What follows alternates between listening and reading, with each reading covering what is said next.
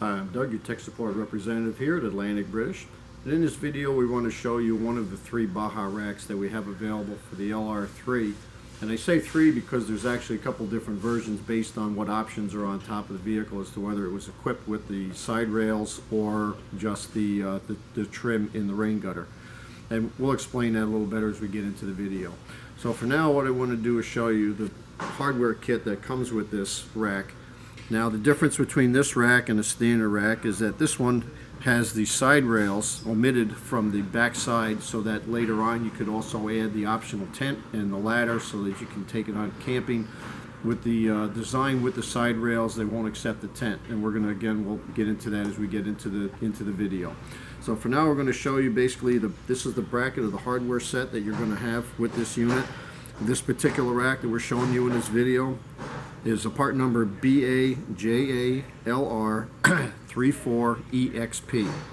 And basically, essentially, you can do it with just simple tools. About the hardest part of the whole thing is picking the rack up and putting it up on the roof. And one thing I'm going to quickly mention is on the LR3, you got to remember on the roof, you have the back half of that roof is a large glass panel. So you want to make sure you put a blanket or coverage on there somehow so that in case you drop a ratchet or you drop a tool or a part, you're not going to end up damaging that glass. So just something to keep in note. So what we're going to do is we're going to essentially show you, using these tools, how to mount this rack up in a reasonably quick amount of time. Alright, so this is how you're going to receive this. This is how this unit is packaged. You can see it's basically assembled other than the basic hardware. You got a nice heavy-duty black finish on it. There's an air deflector in the front to minimize your air noise. And you can see that the side rails are omitted off this particular design so that you can add the tent. This is a nice heavy-duty unit, and again, like we're going to show you, the installation is very easy on this. Okay, so your first step is going to be to prepare for the front mounting bracket. You're going to take one of the lower sections, and you can see that the bottom of it actually has a nice foam padding on it, so it's not going to create any damage once you bolt it down. And this piece just pops right up. You can get underneath it up front. I prefer to use one of the plastic or nylon trim tools, and you're just going to lift up. This will pop up, and it'll slide out from underneath that front section. Now we've already pre-drilled a hole, but what you're going to need to do is to drill a hole here so that it gives you access to this threaded stud that's already in the body of the vehicle itself. Now we've pre-drilled this already. There's no marker or anything on here previously, so what you're going to have to do is essentially, and what I found, is to lay this sideways at about the same area it's going to be. You'll see your stud. I made a mark. The instructions tell you a 1/2 inch hole, but I went 5/8, so just in case I missed it by a little bit, I could still run the bolt through and not have to fool around with drilling another hole. And actually it worked out pretty well. So once you've taken this out and drilled the hole, there's a little plastic button inside the top of this stud, which you can just pry out with a small screwdriver. It comes right out of there. And then you're just going to slide this back into place, line it up approximately where it was to begin with. We're going to pop that right back down. Okay, so with the hole drilled, and here's your bracket, this gets mounted up in that position where the upright is towards the outside of the vehicle. And we're just going to run the bolt that comes with it and thread that right down into that threaded stud. And we're just going to snug it in. We're not going to make it real tight yet, not until we get to the point where we're ready to lock down all the brackets. And this actually spins in fairly free, so we can run this in with my fingers. And once we get that down, then we go to install the back mounts.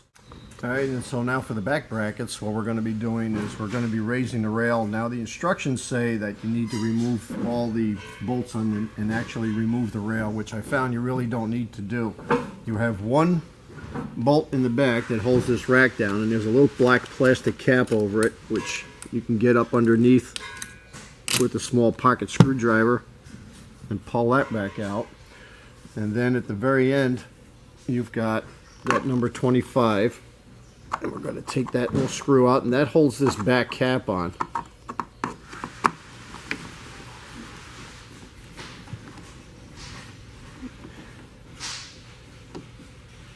And the number 30 Torx you're going to use just to loosen that back bolt. You don't even have to take it out. Probably a good 3 or 4 turns is enough.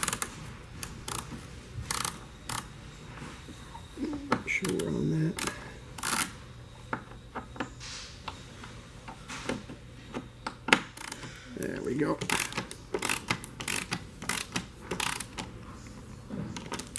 And that gives you enough just to get your fingers underneath. You can lift this up, and that is just enough to clear the back of this little bracket. We'll pop that out.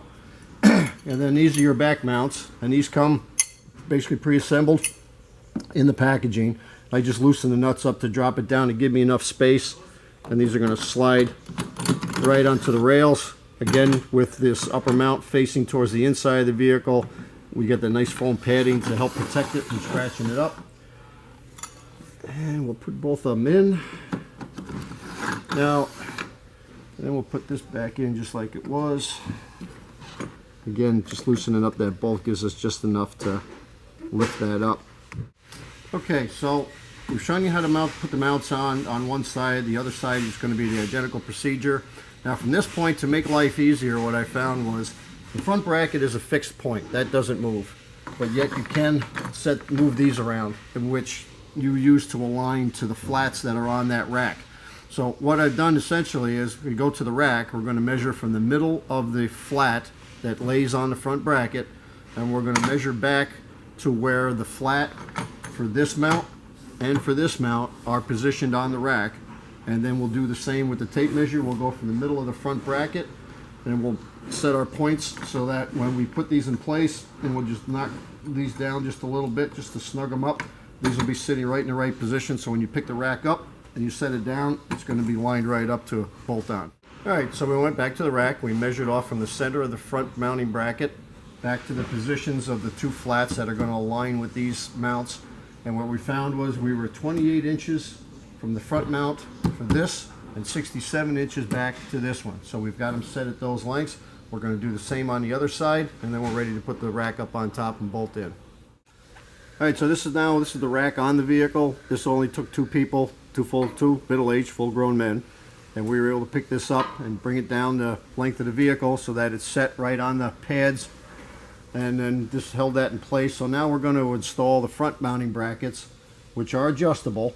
As you can see, you're going to basically set this up where you kind of figure on where your height is.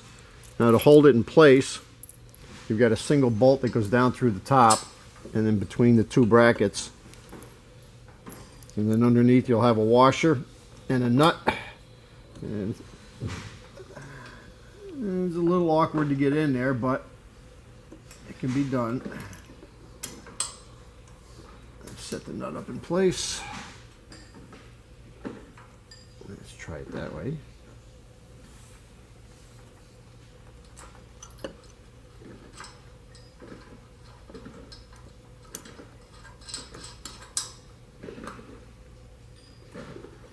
Okay, so that basically sets that up there. And you can move this back and forth a little bit. And as I said, because you're adjustable, on this one you'll see you're going to be in the very bottom hole of that bracket. So we're going to push these bolts through. And then just washer and nut on the back side of that as well. So there's our two bolts in place. We're not going to tighten anything at this point yet. We're going to basically leave these loose enough where we can maneuver this around. And then what we'll do is then on the two back mounts, there's just a nut and bolt through the top.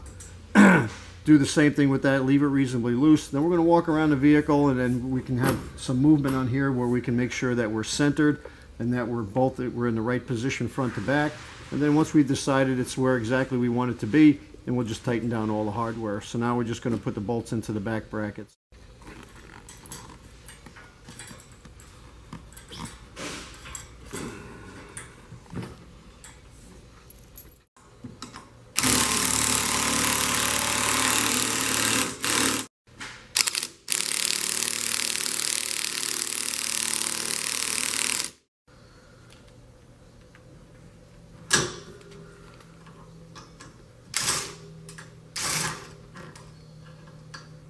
So now you see the rack mounted on top of the vehicle. You can see you've got a nice low profile.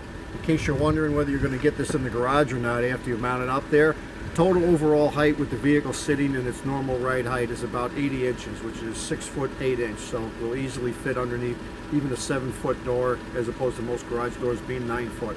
So plenty of clearance there. And as you can see, you got a nice grade steel. It's a good heavy duty piece. The paint on this is done as a powder coat, so it gets into every pore. It also adds to extra protection. And again, you got the air deflector in the front to help minimize the amount of noise going down the road. So you got yourself a nice addition to your vehicle, and it definitely adds to the look.